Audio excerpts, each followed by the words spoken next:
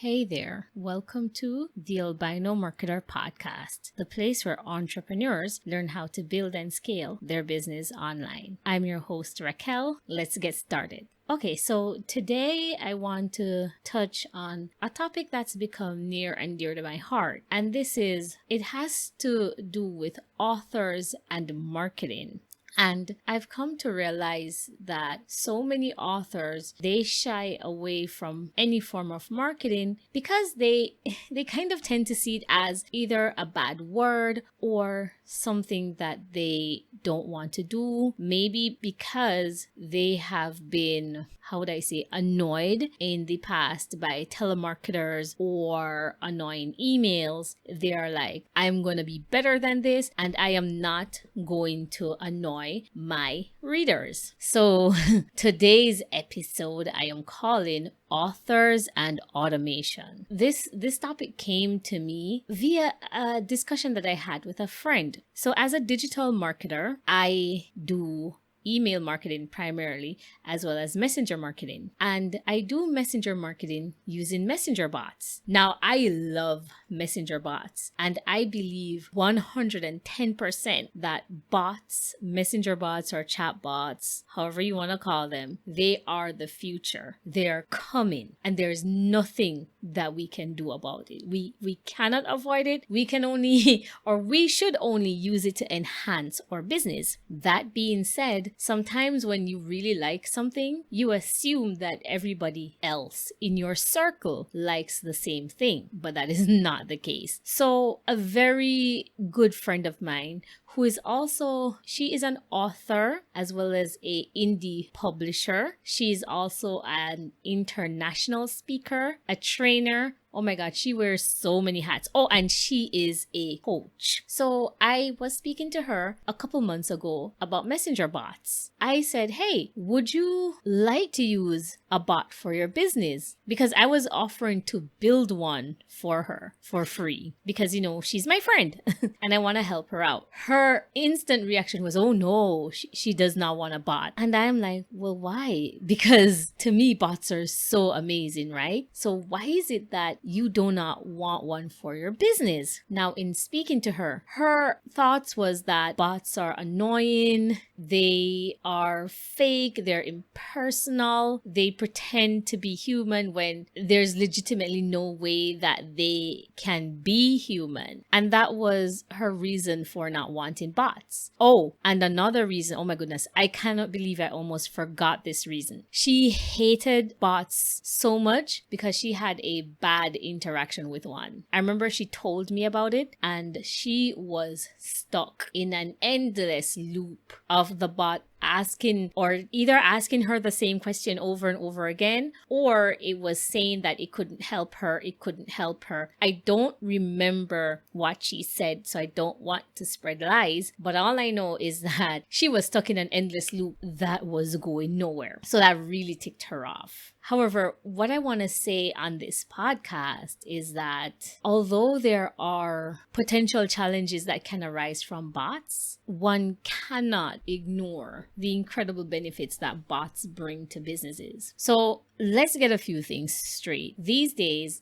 bots are super easy to set up, they're easy to manage, and it's easy for you to make changes to your bot without having a lot of coding knowledge. Back then, you would need to know how to code, or if you didn't know how to code, you would have to hire an expensive designer. That being said, with platforms such as ManyChat and ChatFuel, bots have now been placed in the hands of the average business owner. Yes, I know right now it seems as if I'm speaking in general terms, and I may not be talking to my author friends who are probably listening to this podcast as we speak. However, let me bring it down to the level of an author. So what can a bot do for you? You can use a bot to answer your frequently asked questions, your FAQs. They can sell your book. Essentially, they can do anything that you want them to do. In case you don't know what bots is, and you may be thinking that I'm talking about the robots in iRobot or something else, like maybe those androids from the scary movie that says robots are taking over the world. No, I'm not talking about that. So there is a standard definition of bots, but I'm not even going to get into that. I like to make it simpler. So bots to me are pretty much a tool that one can program to carry out specific tasks. So I like to think about a messenger bot as automation for Messenger. Or even better, it's like email marketing, but for Messenger. For an indie author, having a messenger bot installed can literally be a lifesaver for you. Imagine this. You have a new book. You think it is amazing. You just launched it. What do you think is going to happen? Now, if you have a decent sized audience, naturally, your readers are going to have a ton of questions that they want to ask you, and they'll need those questions to be answered. And it doesn't matter that you're having lunch or breakfast or taking the kids to school or sleeping.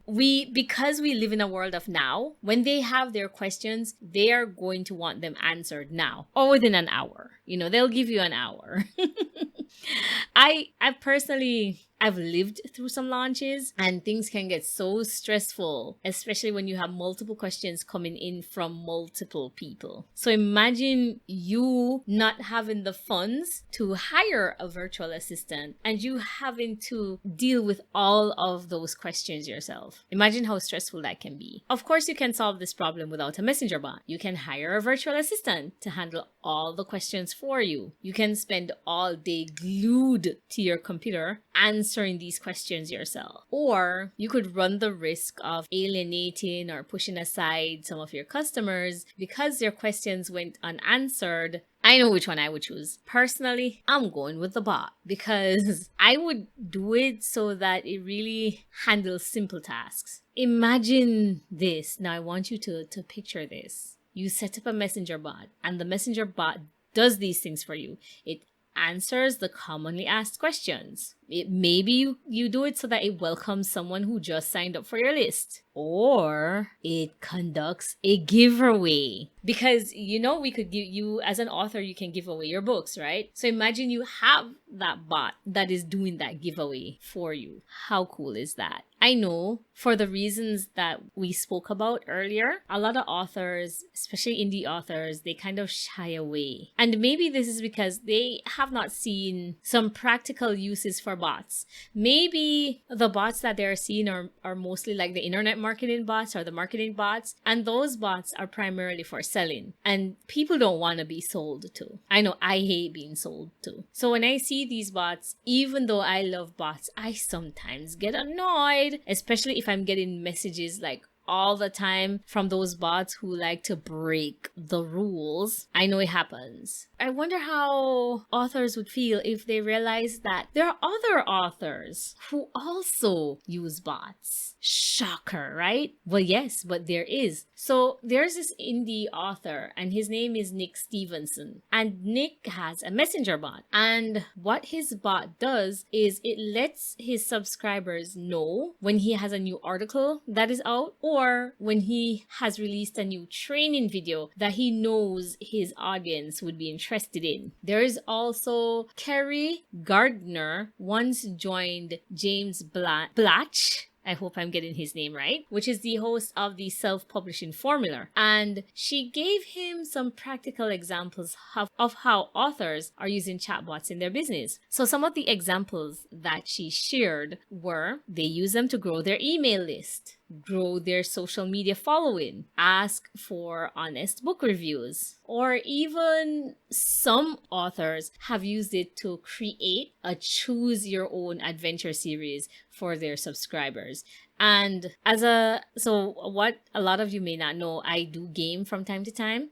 And one of the games that I played was The Walking Dead. I know there's the TV series and it's awesome, but I played the game on Steam, and in that one, there's kind of a choose your own adventure kind of thing. It's not so much choose your own adventure, but it does give you some choice. So you feel a part of what is happening. So for authors, especially fiction authors, when they can create something like that to engage their subscribers, I think that is pretty darn awesome. Carrie also has a bot of her own, and with that bot,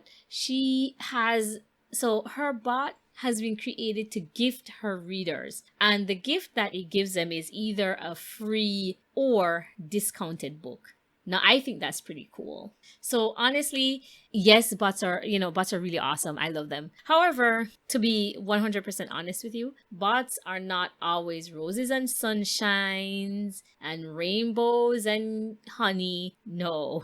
Sometimes, there are pitfalls to creating bots. And honestly, when they're poorly designed, it becomes a problem and it can really hurt your business. At best, it can annoy your subscribers, and at worst, it can get you banned on Facebook, which for some people, it's literally the nail in the coffin for their business. So some of the ways that your bots can really put a damper on your business is if it sends out maybe gibberish statements or statements that just don't make sense to your readers. If it keeps people in an endless loop of nothingness with no way of getting them out, or if for whatever reason it violates the Facebook terms of use. This one is where you really can get your whole Facebook account banned and your business just goes down the drain. Okay, I think I've rambled long enough. Like I said before, bots are awesome. They can be a lifesaver, a time saver, a money saver for your business. They're really simple to install, to set up, to get a flow going.